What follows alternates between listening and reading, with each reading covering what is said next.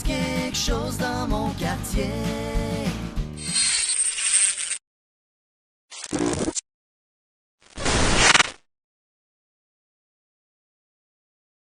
Madame, Monsieur, bonjour. Ghislain Vachon qui vous souhaite la bienvenue à ce nouvel épisode du Monde nous regardait. Cette semaine, le projet de barrage sur la rivière Trois-Pistoles. Ça vous dit quelque chose? À moins de ne pas être encore né à l'époque ou bien d'être déjà mort au moment des faits, peu de personnes de la région n'ont jamais entendu parler du dossier. Il y avait les pour, il y avait les contre. Les premiers disposaient de plus de moyens que les seconds. Comme dans toutes les situations sensibles qui peuvent toucher une communauté, le projet de barrage a fini par devenir le sujet de conversation à éviter, mais qui fatalement finissait toujours par revenir sur le tapis. Des millions promis en retombées d'un côté, saccage environnemental appréhendé de l'autre. La table était mise pour une foire d'empoigne comme la région de Trois-Pistoles en a la recette. Bref, une belle pagaille qui débouchera sur un projet avorté, après avoir fait couler beaucoup d'encre. 3,5 MW, c'est 3 éoliennes. Pourquoi aller briser une rivière aussi belle avec des belles chutes qu'on pourrait remplacer pour 3 poteaux d'éoliennes de 1,5 MW chaque? Ils vendent ici, on a tout le potentiel éolien. Pourquoi s'entêter toujours dans le projet que la commission Doyon en 98 a dit que c'était imbécile de faire ce projet-là? La politique nationale de l'eau a dit la même affaire en novembre 2002. Vous entêtez encore avec ce projet-là, c'est complètement ridicule. Ça va à l'encontre de tout ce que... Regardez la soirée de l'Assemblée, c'est quoi cette gang de force? Les chiffres que Marcel Desjardins parlait tantôt, là, c'est les chiffres qui sont en dessous dans le projet. Ça a pris 1 million ce projet-là, il y aura toujours des chutes. Vous avez construit une passerelle au-dessus de 3 chutes, on les voit de la passerelle, et ces chutes-là n'existeront plus quand le projet de barrage va être réalisé. L'histoire du barrage de la rivière Trois-Pistoles, pour ma part, ça a commencé à l'automne 2002, quand je revenais des îles de la Madeleine, puis... j'avais entendu parler, moi j'habitais là-bas, ça faisait 2 ans, puis j'avais entendu parler qu'il y avait une intention un promoteur privé qui avait l'intention de construire un barrage sur la rivière Trois-Pistoles. Mais c'était comme une rumeur rurale dans ma tête, là, puis je voyais pas le concret de ça tout de suite. Puis en arrivant à Trois-Pistoles, je suis allé me promener sur le bord de la rivière. Puis quelques jours auparavant, il y avait eu une manifestation parce qu'il y avait des arbres qui avaient été coupés sur le bord de la rivière. Puis là, c'est là que j'ai rencontré les amis de la rivière, Marcel Desjardins, pour m'informer de ce qui se passait. Puis là, j'ai pris connaissance du dossier, puis c'est là que j'ai décidé de me lancer dans l'aventure avec une gang de jeunes à l'époque que je connaissais, qui habitaient Trois-Pistoles. Fait que j'ai tout laissé les projets que j'avais aux îles de la Madeleine pour me consacrer à la défense de la rivière Trois-Pistoles. Le projet de barrage, grosso modo, c'est un projet de 3,6 MW. Là, pour vous donner une idée, là, les éoliennes qu'on a dans l'arrière-pays ici, c'est à peu près ça. Une éolienne produit à peu près cette quantité d'énergie-là. Il y en a 200 maintenant. C'était un programme qu'il y avait du gouvernement à l'époque, qui était le PQ, qui était au pouvoir, le Parti québécois. Puis c'est un programme qui existait pour faire de la production de petite hydroélectricité, des petits barrages de 50 MW et moins. Dans le cas de la rivière Trois-Pistoles, c'était 3,5. Puis dans ce programme-là, il y avait 36 projets sur 24 rivières différentes qui existaient au Québec. Donc, c'était pas juste à Trois-Pistoles qu'il y avait de l'action. Là. Un peu partout sur le territoire au Québec, il y avait des promoteurs privés. Souvent, c'était des firmes d'ingénieurs, en fait, qui avançaient des dossiers, puis qui par la suite, on a compris un peu le fonctionnement de tout ça, là, mais ça a été vraiment d'arriver à comprendre comment ça fonctionnait, le programme des petites centrales. Bien, on a plongé dans la commission Doyon, qui était une commission d'enquête qui avait eu lieu en 1996, puis là, c'est là qu'on a compris un peu le fonctionnement des firmes d'ingénieurs. Puis par la suite, ce qui a été intéressant, c'est qu'on a vu en 2012 un peu les conclusions de la commission Charbonneau qui nous éclairait aussi dans ce domaine-là. En gros, si on veut résumer ça, c'est que les firmes d'ingénieurs utilisaient des prête-noms pour donner de l'argent au gouvernement. Puis en échange, le gouvernement leur redonnait des projets pour pouvoir en quelque sorte, les firmes d'ingénieurs recevaient un bon pourcentage des profits de ces projets de barrage-là, là, Axar, BPR, toutes les grosses firmes qu'on a vues à la Commission Charbonneau, mais c'était toutes des firmes qui étaient impliquées dans les dossiers de mini-centrales. Puis, à la rivière Trois-Pistoles, il y a eu plusieurs firmes impliquées parce que c'est un projet qui a duré quand même une dizaine d'années. Il y a eu plusieurs tentatives de relance. Mais le premier projet comme tel, c'était un promoteur privé, Jean-Marc Carpentier, qui était un monsieur assez impliqué au niveau de l'énergie au Québec, qui était associé avec André Boulanger. André Boulanger, c'est une grosse pointure là, de l'énergie aussi. Il était chez Gaz Métro à l'époque, puis après 2003, quand le barrage a été terminé ici, il a été nommé comme PDG d'Hydro-Québec Distribution. Donc, on avait affaire quand même à des gens là, qui étaient bien plugués, si on veut le dire, au niveau de l'énergie. Puis c'est pour ça que je pense que ça a été une grosse bataille, parce qu'on faisait, au début, on n'était pas conscient de contre qui on se battait, là. Puis à un moment donné, au fur et à mesure que le dossier avançait, on s'est rendu compte un peu, on a compris, on a détricoté tranquillement, pas vite, cette histoire-là pour... J'en aurais pour des heures à raconter, là, parce qu'il y a beaucoup, beaucoup d'informations dans ce dossier-là. Puis comme il y a eu plusieurs projets, là, il y a eu plusieurs projets successifs, là, mais j'en resterai peut-être au premier projet parce que c'est là que ça a été le plus médiatisé, si on veut dire. Fait que c'était un promoteur privé qui s'appelait Grade Trois-Pistoles, composé de Jean-Marc Carpentier et André Boulanger, entre autres. Puis eux, ce qu'ils proposaient, c'était de redonner à la communauté 25 000 $ par année à Notre-Dame-des-Neiges en échange de faire un barrage. Puis à l'époque, on calculait qu'eux, leur profit, là, parce que c'était des tarifs fixes donnés par Hydro-Québec Distribution, qui, les promoteurs privés allaient engranger environ 500 000 par année. Donc, il y avait une question environnementale, oui, mais il y avait une question aussi économique. Qui faisait en sorte qu'on trouvait ça inacceptable. Puis, à l'époque, la demande en énergie au Québec, ça ne justifiait pas ces projets-là. Ce qu'on a compris par la suite, pourquoi ces projets-là existaient, c'était vraiment à cause du retour d'ascenseurs. Dans le fond, les firmes d'ingénieurs à cette époque-là étaient rois et maîtres au Québec, puis ils avaient vraiment une bonne réputation. Puis bon, par la suite, on a compris là, comment fonctionnaient ces petites centrales-là, mais ce qui nous fatiguait aussi, c'était que c'était un retour du privé, alors qu'on avait réussi à tasser les grosses compagnies privées comme Montreal Light, Heat and Power, les gros monopoles énergétiques qu'il y avait dans les années 20-30 au Québec, qui contrôlaient tout le secteur énergétique. On avait nationalisé avec Jean Lesage et René Lévesque. Puis là, tout d'un coup, on était en train de reprivatiser la production hydroélectrique au Québec. Puis ça aussi, c'était quelque chose c'est pour ça qu'il y a eu un mouvement généralisé au Québec là, contre ces projets-là de petites centrales.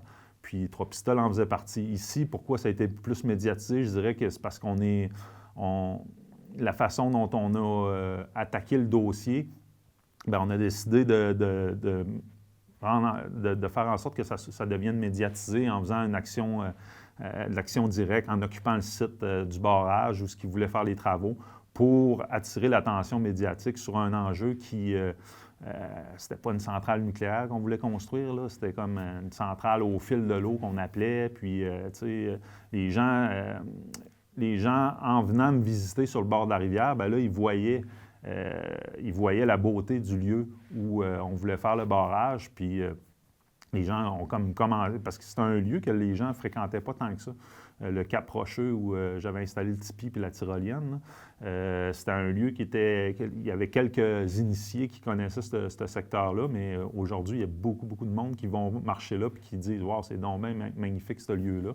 Donc, c'est ça, on s'est impliqué. C'était un siège, le siège de la rivière Trois-Pistoles, ça a duré une quarantaine de jours, du 18 octobre jusqu'au 26 novembre.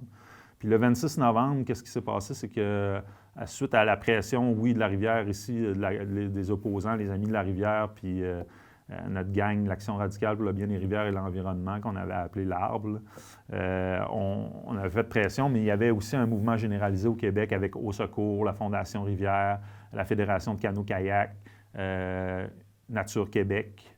Il y avait donc une coalition qui s'appelait adopter une rivière, de plusieurs organismes environnementaux qui militaient pour que le PQ change de position face au petit barrage. Et le 26 novembre, il y a eu la politique nationale de l'eau qui a été mise en place par le Parti québécois. Puis dans la politique nationale de l'eau, on remettait au calendrier grec les projets, le programme au complet. Donc, c'était pas seulement la rivière Trois-Pistoles qui était sauvée, c'était 36 projets là, sur 24 rivières au Québec. Donc, c'était une grosse victoire citoyenne. Et malheureusement, bon, ça, c'était en novembre. Puis en avril suivant, c'est l'arrivée au pouvoir du Parti libéral avec Jean Charest. Puis eux, dans leur plateforme électorale, ils relançaient les projets de petites centrales. Ça a été long avant que ça soit mis en place. Donc, ça a été une bataille qui a traîné, là, mais la finale de ce projet-là, c'est en 2011 qu'on a appris là, que le gouvernement, finalement, dans leur projet, ils conservaient 6 projets de petites centrales au Québec, puis la rivière Trois-Pistoles, pour plusieurs raisons, dont le fait qu'il avait déjà été dédommagé à l'époque, en 2003, pour ne pas faire ce projet-là.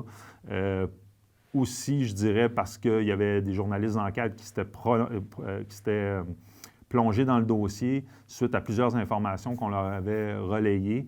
Puis, ces journalistes d'enquête-là faisaient un job vraiment d'aller au niveau des fonctionnaires, je dirais, du ministère des Ressources naturelles, poser des questions par rapport à toutes les irrégularités qu'il y avait dans ce dossier-là.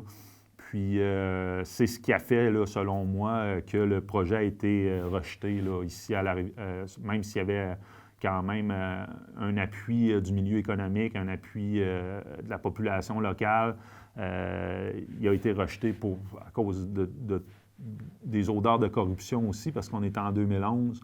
Et là, à cette époque-là, la commission Charbonneau, ça commençait à chauffer au niveau des firmes d'ingénieurs et tout ça. Puis ici, là, c'était vraiment...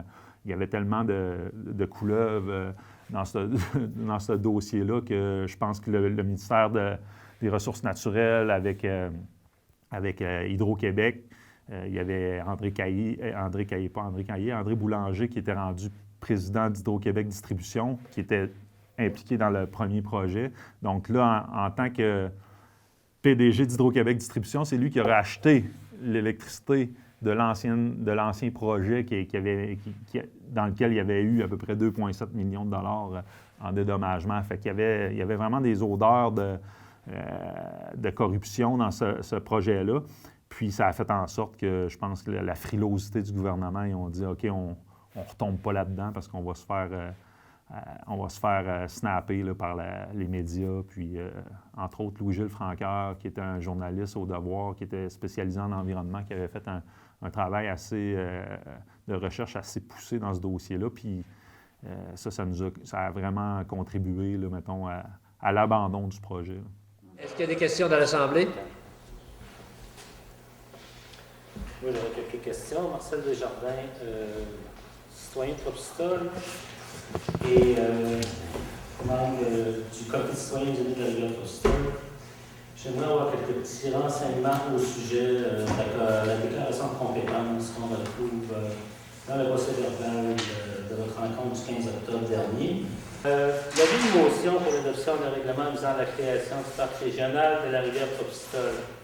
Madame April donne avis de motion pour l'adoption d'un règlement visant à la création d'un parc régional de la rivière Trois-Pistoles. Le règlement sera adopté à une séance ultérieure avec dispense de lecture. Je dis bien ce qui est inscrit là. Dispense de lecture, on remarque ce qui s'est passé à ce moment-là, c'est une résolution en catimini, c'est une résolution secrète, on ne l'a pas vu, on ne l'a pas entendu. Lorsque vous allez faire un référendum, est-ce que vous allez expliquer à la population les tenants et aboutissants de ce projet-là? Monsieur, on n'est pas le groupe des Amis de la Rivière. Tout va être expliqué en long et en large. Vous ne l'avez pas fait lors du premier... Ça a toujours été fait. Tout a été fait. Il n'y a rien qui a été caché dans le projet qui a été fait antérieurement. Tout a été mis sur la table. Est-ce que vous allez encore nous demander à chaque fois qu'on va avoir besoin d'un document de faire une démarche auprès de la Commission du droit d'accès à l'information? Vous savez comment ça prend du temps pour avoir cette information-là, ou vous allez donner l'information à la population de la MRC des Basses comme elle est en droit d'avoir. La population va avoir tous les renseignements qu'elle est en droit d'avoir. Mais c'est pas à vous de contrôler ça, M. Desjardins. Non, quand? C'est pas à vous. Avant le référendum. On le dit à Mme Lantier, quand ça va être prêt, ils vont l'avoir, les renseignements. Il n'y a pas de projet actuellement. Pourquoi vous partez en peur de même, là? S'il n'y a pas aucun projet, pourquoi On se prépare, vous monsieur. nous cachez comme ça tous ces On se années? prépare éventuellement, s'il y a un projet qui se monte, on a dit à Mme Lanty que la population va être informée. Mais je ne comprends pas le privilège que vous demandez de vous d'être informé avant la population. On sait aussi que vous nous avez parlé il y a quelques mois que ce référendum consultatif-là coûterait à la population environ 15 000 $. Et une consultation, une commission parlementaire comme se prépare le gouvernement qui va avoir lieu à l'automne, une commission parlementaire comme ça peut remettre en question carrément n'importe quel procédé actuel de production hydroélectrique ou de production d'électricité par différents autres moyens. Donc, si on met ça en suspens, si on dit à un moment donné que les mini-centrales sur les petites rivières au Québec, ça n'a pas lieu d'être, on aura fait un référendum de 15 000 $ pour absolument rien. Que ce soit commission parlementaire, c'est de l'énergie qu'on parle. Puis l'énergie, c'est de l'énergie verte qu'on parle. Puis le projet actuellement que les maires ont discuté depuis le mois de novembre l'année passée, c'est le risque c'est 15 000 $ qui ne vient pas des taxes des citoyens. Puis, deuxièmement, puis l'autre risque à prendre, là, supposons que le projet s'est accepté. Si on gagne 1 an sur l'exécution du projet, c'est 175 000 $. Fait que vis-à-vis des taxes des contribuables, c'est quoi qui arrive? Ça a été une grande aventure, une grande saga qui a duré, je pense, une dizaine d'années, qui a été commencée par mon prédécesseur en association, je dirais, dans le temps qu'il était maire de la municipalité de Notre-Dame-des-Neiges, en association avec une compagnie qui s'était formée là, de 3 ingénieurs là, qui avaient travaillé à l'Hydro-Québec, qui avaient travaillé dans la production d'électricité puis dans l'implantation de mini-centrales. Ils s'étaient fait un barrage à partir d'une compagnie qui s'appelait Grad 3 Pistoles. Bon, à ce moment-là, le milieu public n'avait pas de participation. C'était vraiment une compagnie qui venait faire du courant à partir de notre ressource. Petit à petit, à force des essais et des contestations, ça a été comme abandonné. Le ministère des Richesses naturelles a retiré les droits d'eau à la municipalité ou au milieu municipal pour faire des barrages. Fait que là, quand il y a eu un appel d'offres en 2009, si je me rappelle bien, mais là, sous toute réserve, là, quand je suis arrivé, là, nous, on a préparé un projet de mini-centrale 100% public, OK? À partir des éléments qui avaient déjà été implantés, qui avaient déjà été proposés par la compagnie Grad 3 Pistoles.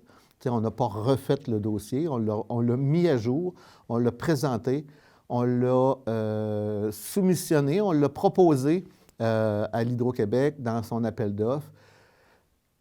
Notre proposition répondait en tout point au programme d'Hydro-Québec. Elle aurait dû normalement être acceptée.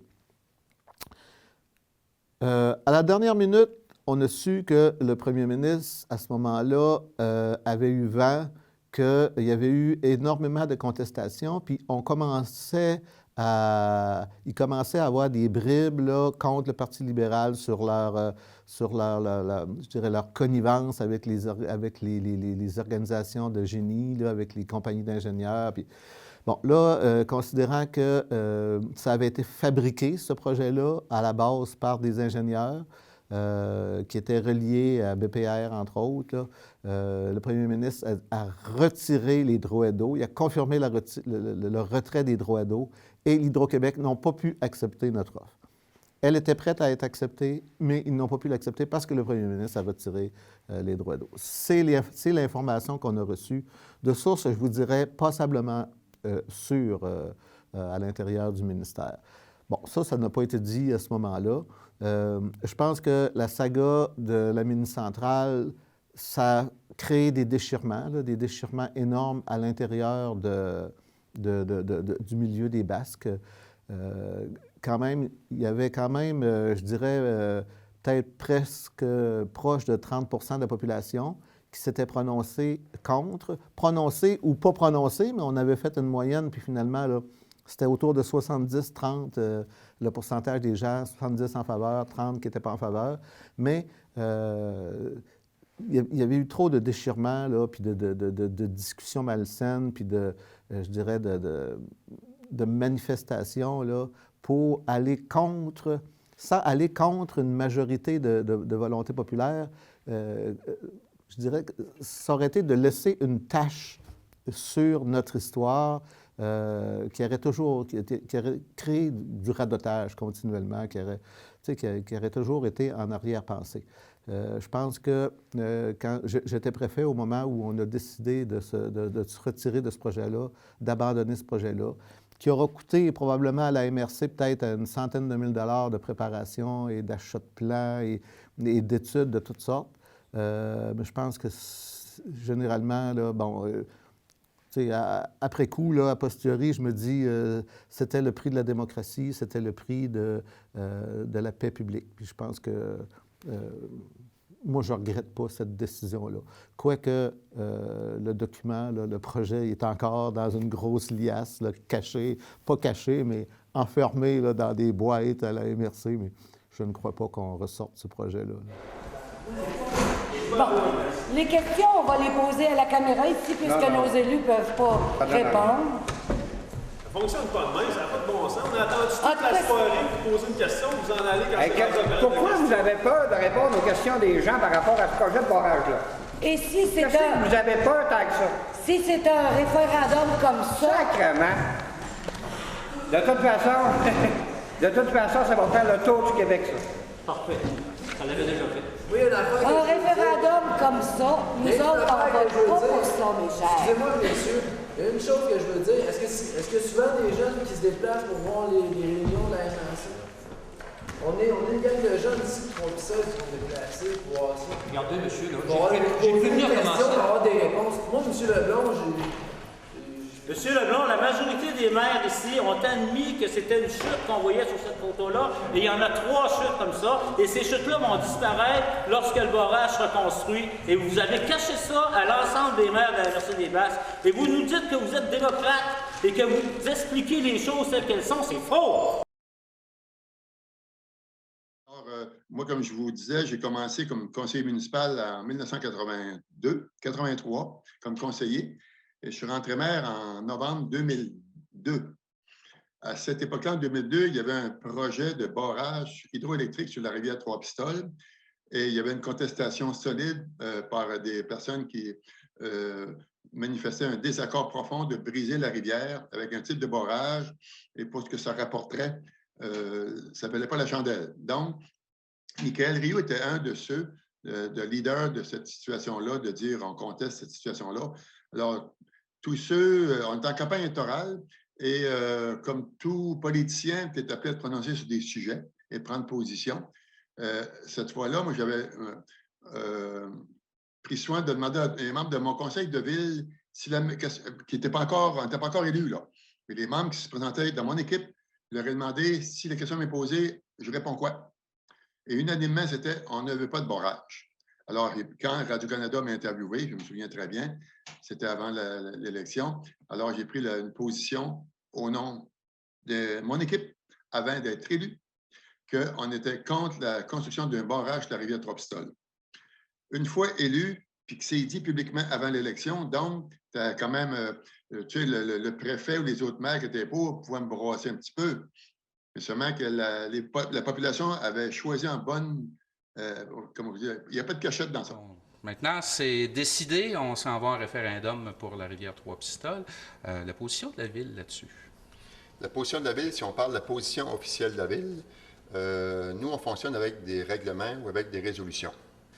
En novembre 2002, lorsqu'on est rentré au Conseil de Ville, le Conseil de Ville a pris position concernant l'éventuelle venue, la construction d'un barrage sur la rivière Trois-Pistoles.